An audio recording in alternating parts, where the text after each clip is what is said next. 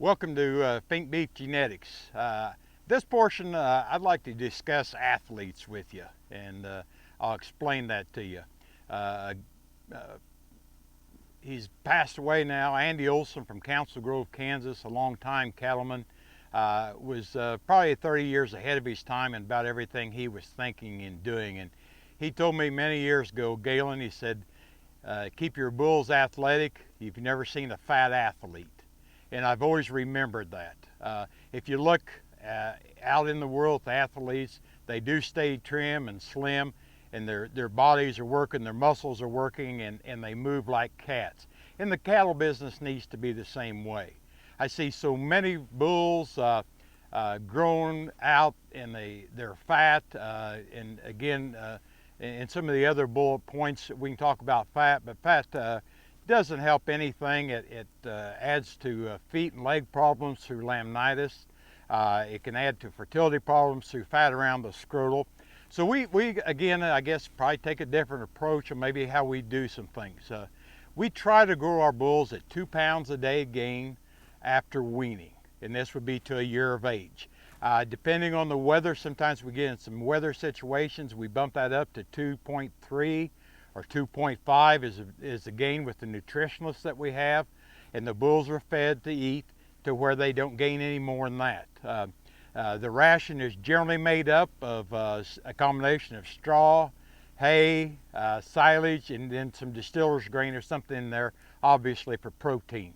But that's what the rations are made up. They're high fiber. The gain is not, we're not shooting for 3, 4, 5 pounds a day of gain. Again, we think that there's a lot of issues that come with that, and with use of EPDs and all the technology that's available today, we're very comfortable not pushing bulls for ultimate gain. In the past, that worked. In today's world, we prefer to keep our bulls sound for you, our customers, and on the road and breeding cows instead of crippled up and crumpled up and melting down in the pen because they couldn't stand the heat or the cold due to the fat condition on them. When I say the bulls melt down, that's the bulls that, as most of you know, when you turn them out, they're in pretty good condition, and then they're out breeding cows for 3 weeks and you wonder where the bull went.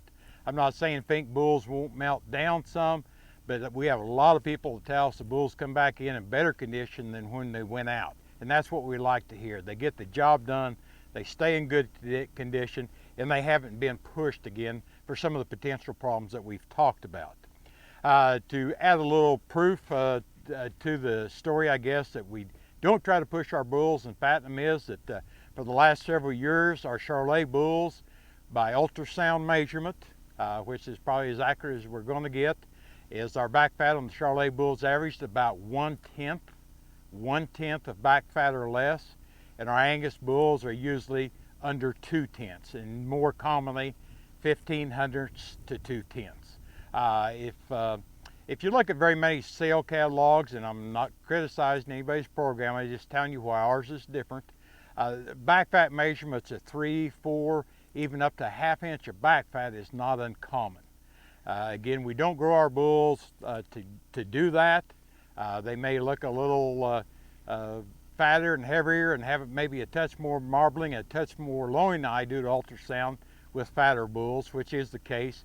But again, we don't try to push for those extremes. We want the bulls to go out and work for you, and we encourage people to kick bulls out with a lot more cows than what most people will. Just keep an eye on them. We think a bull needs to be used. They need to stay athletic. If they don't have enough cows to breed, then that just leads to problems. So again, our goal is athletic bulls to go out and last for years. We'd like for our bulls. I had a call from a customer in West Texas the other day.